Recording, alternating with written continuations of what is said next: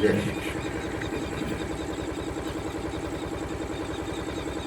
कृष्णाय वासुदेवाय हरये परमात्मने प्रणतक्लेशनाशाय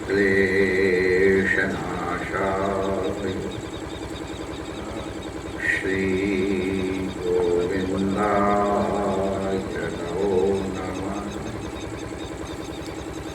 ठाकुर हमरे रमण विहार, हम हैं रमण विहारी,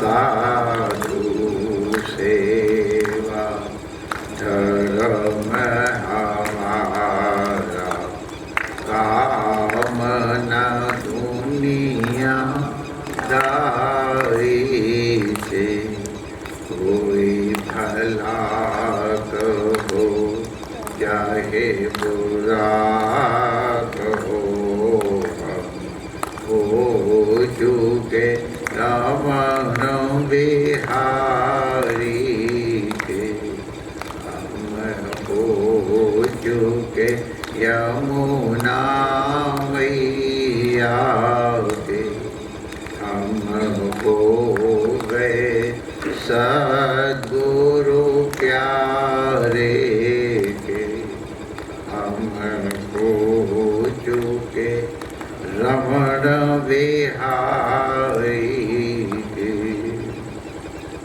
श्री रमण बिहारी लाल की जय, श्री यमुना महारानी की जय, पूज्य सद्गुरुदेव भगवान की जय, सर्व संत हरिभक्तन की जय, आज के आनंद की जय, जय जय श्री राधे।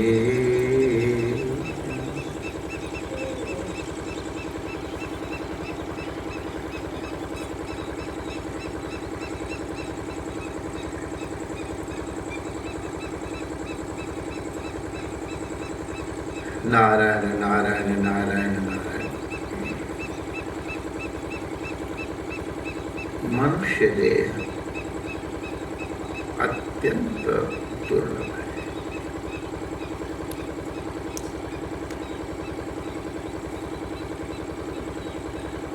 देवताओं के लिए भी अभीप्सित है, क्योंकि यही एक ऐसी योनि है जिसमें केवल अपने कृत कर्मों का फल नहीं भोगा जा सकता है, नूतन कर्मों का अनुष्ठान भी किया जा सकता है, प्राचीन कृत कर्मों का समाधान प्रायश्चित इत्यादि भी किया जा सकता है। निष्काम कर्म आदि के द्वारा अंतःकरण को पवित्र कर, उपासना के द्वारा चित्त को स्थिर कर अपने स्वरूप की प्राप्ति भी की जाती है। इसलिए मनुष्य शरीर दुर्लभ है। शरीर होने के कारण इसमें शरीर जन्य सारे दोष या गुण है। शरीर सबके समान है।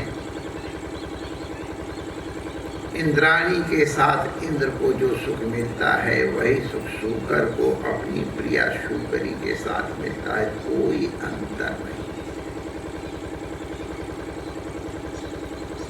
आहार निद्रा भय मैथुन भी ये समान रूप से सब योनियों में प्राप्त हैं।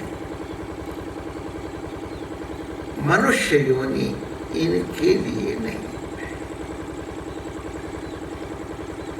ये परम लाभ के लिए है। परम लाभ विवेक के द्वारा प्राप्त होता है, विवेक प्राप्त करने का उपाय इस शरीर के माध्यम से ही हो सकता है। उसको प्राप्त करने के लिए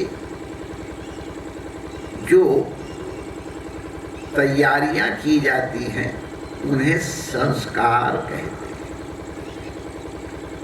संस्कार का मतलब यह है किसी विशेष क्रिया के लिए किसी वस्तु को तैयार करना।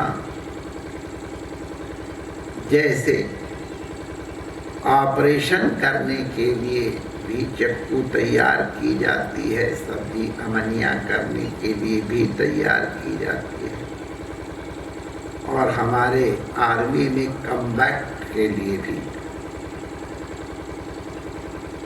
चक्कू तैयार की जाती है। लेकिन तीनों प्रकार के चक्कुओं की तैयारी में अंतर है। इन अंतरों को संस्कार कहते हैं। हमारे यहाँ पाणी ग्रहण भी एक संस्कार है, विवाह एक संस्कार है। ये भोग प्राप्ति के लिए नहीं है, धर्मानुष्ठान के लिए पाणी ग्रहण किया जाता है। ये हीनांग पूर्ति संस्कार है। कुछ अंग स्त्री शरीर में नहीं है, कुछ अंग पुरुष शरीर में नहीं है। दोनों को एकीकृत करके अभीष्ट फल की प्राप्ति के लिए पाणी ग्रहण संस्कार किया जाता है। धर्म की अभिवृद्धि के लिए पाणी ग्रहण किया जाता है, इसीलिए पत्नी को धर्म पत्नी कहा जाता है, भोग पत्नी नहीं कहा जाता। परस्पर एक दूसरे को धर्म में सहयोग प्रदान करें, ये पति पत्नी का कर्तव्य है, उत्तरदायित्व है।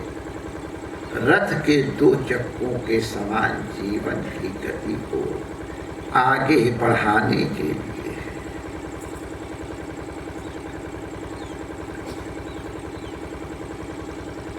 इसलिए पहले विवाह के समय कुल की परीक्षा की जाए, कौन किस खानदान का है, इसका चरित्र कैसा है, इसके संस्कार कैसे हैं। इसीलिए शाखोच्चार के द्वारा परंपरा का श्रवण, गान और ज्ञान प्राप्त किया जाता है। योग्य कन्या की प्राप्ति के लिए चेष्टा करनी पड़ती थी और योग्य वर को प्राप्त करने के लिए भी चेष्टाएं की। पांचाल देश की राजकुमारी केशिनी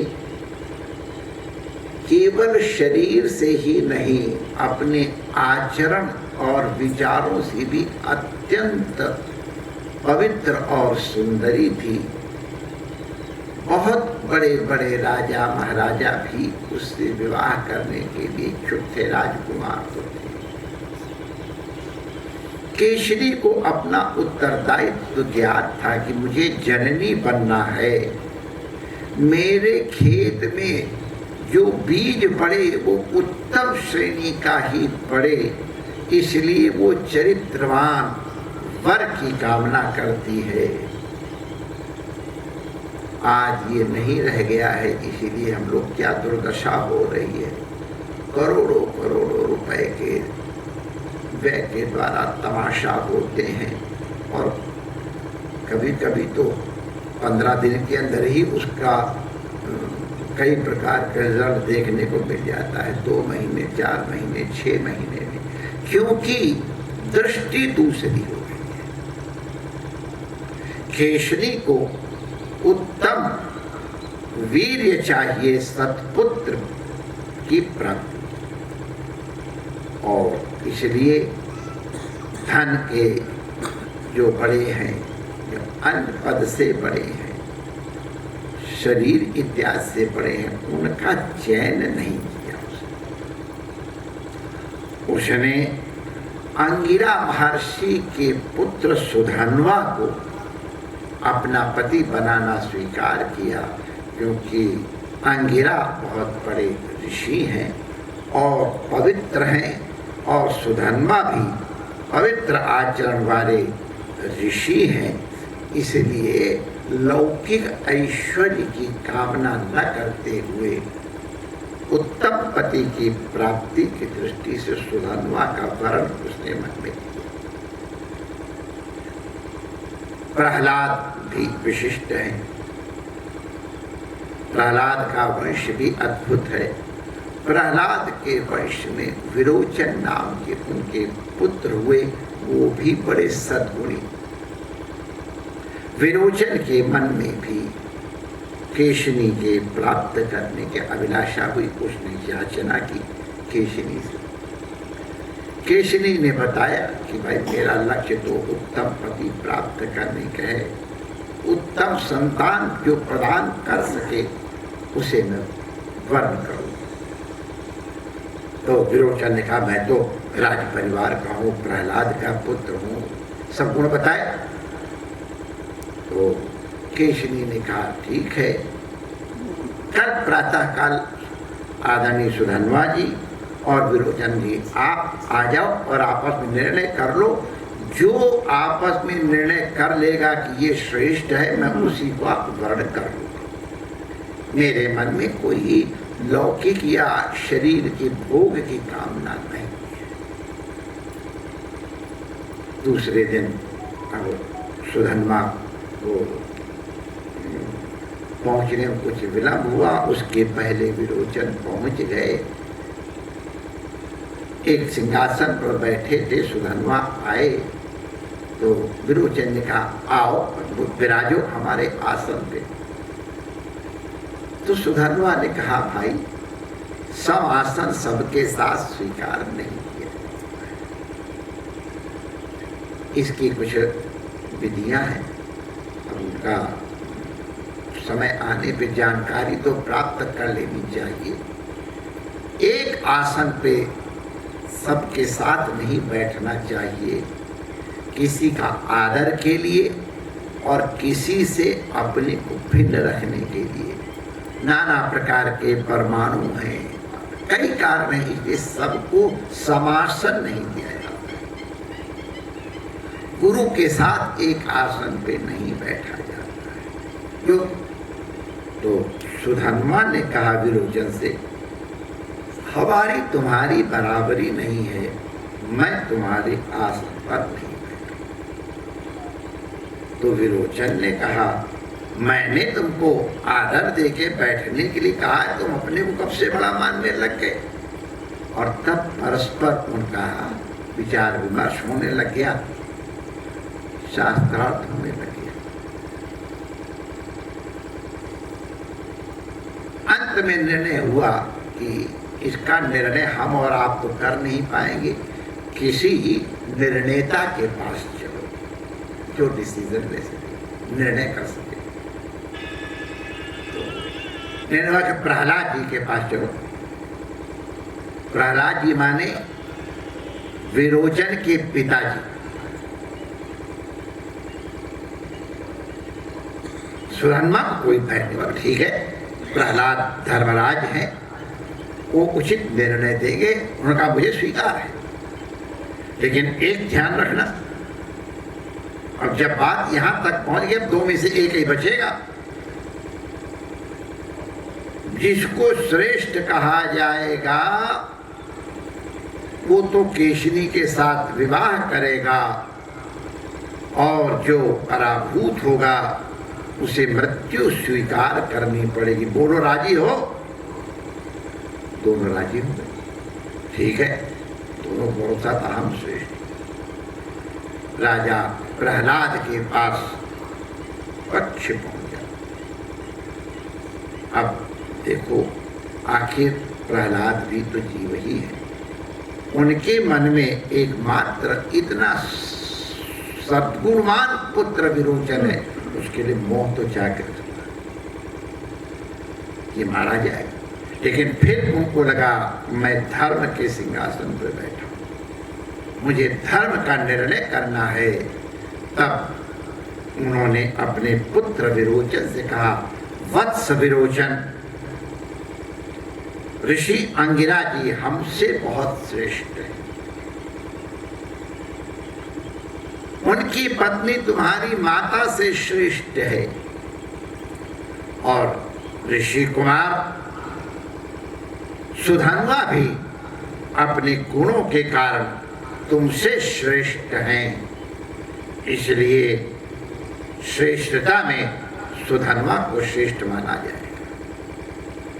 केशिनी का अंगीकार वही कर सकते।